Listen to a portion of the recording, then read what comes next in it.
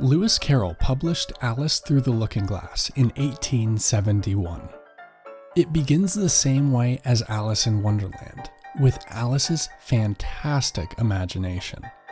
Alice is sitting at home playing with her 3 kittens, Dinah, Kitty, and Snowdrop. The setting is midwinter, with snow falling outside. Alice asks Kitty if she can play chess. Alice observes that if Kitty sat up and folded her arms, she would look exactly like the Red Queen. Then, Alice threatens to put Kitty through the mirror on the mantle. Alice imagines this mirror leads to the Looking Glass house. This Looking Glass house is the mirror reflection of her house. So everything is opposite in that world. Like a moth to a flame, Alice climbs up on the mantle and goes right through the mirror. She jumps down into the parallel world of the Looking Glass house. Here, she realizes things are quite different. The chimney has a face, and the chess pieces are walking around. When the White Queen rushes past the White King, she knocks him down. Alice immediately wants to help and picks them both up and moves them to where they were headed. But this is disorientating for the small pieces, and they are completely out of breath. Next, Alice gets distracted by a curious book and finds it's titled Jabberwocky. She walks out of the house and into a beautiful garden in full summer. Alice tries to venture up a nearby hill to get a better view of the garden. But she keeps finding herself coming right back to the house. Getting frustrated, she wishes that the flowers in the garden could talk. To her surprise, they can. The Red Queen comes in and is very confrontational with Alice. Alice diffuses the tension a little and they walk together to the top of the hill. Alice gets a little time to sit and look out. She realizes that this land is divided like a giant chessboard. The Red Queen grants Alice's wish to be a pawn and tells her she will be a pawn for the White Queen. The Red Queen adds that if Alice manages to reach the 8th tile, then she will become a queen herself. As a pawn, Alice can go 2 spaces on her first move. Next, Alice is on a train but finds herself without a ticket. After a moment, she feels the train rising up to jump over a small brook. In the next moment, she finds herself next to a tree talking to a bug. She heads forward towards the 8th square. Alice needs to go through a forest where everything loses its name.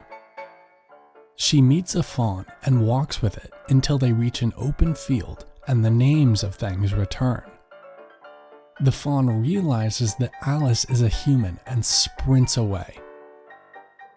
Then, Alice meets Tweedledee and Tweedledum. They are twins, and each has the ending of their name written on their collar. Unfortunately, Tweedledee begins reading Alice the longest poem he knows. The poem's title is The Walrus and the Carpenter. When the group sees the Red King napping on the grass, Alice asks the twins what he's dreaming of.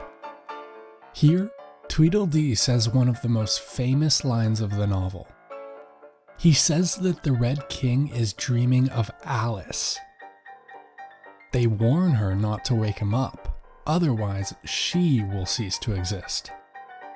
Then, the 2 twins prepare to fight until 6 p.m. when they will stop for dinner. But a massive crow flies over, which frightens them, and Alice runs for the trees. In the woods, Alice runs into a terrified White Queen. The Queen offers to hire Alice and give her jam every other day. When Alice is confused about how she could receive jam every other day, but never today, the White Queen chalks it up to living backwards. The Queen elaborates and says that time runs backwards here. For example, the King's messenger is in prison now. Next week is his trial, and finally, after his trial, he will commit the crime.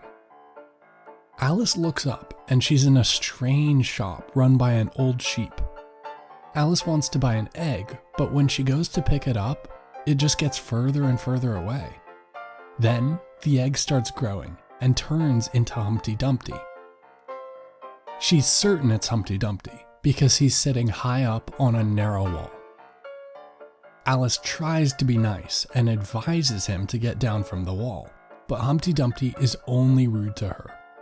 Humpty Dumpty does help her translate the Jabberwocky book. Then he falls, and nearly all the king's horses and men come to rescue him. Alice speaks with the king, his messengers, the unicorn, and the lion, but gets overwhelmed by the noise.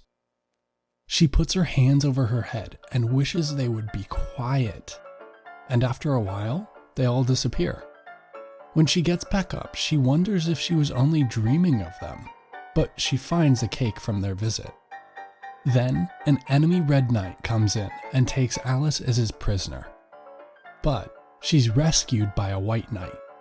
The White Knight is clumsy, but they do make their way forward. On their way, Alice asks if he made his own helmet, which he admits that he did. Finally, Alice reaches the 8th and final step, and she's crowned a queen.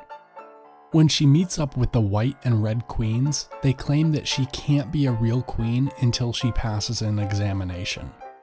Then, the two queens invite each other to Alice's dinner party later that afternoon. Alice goes to the dinner party, but the queens keep up their confusing behavior. Listening to them is like trying to decipher a riddle. Alice gets frustrated, grabs the red queen, and shakes her with all her might. Suddenly, she realizes the Red Queen was actually Kitty. The book ends with Alice wondering who dreamed of who, her or the Red King.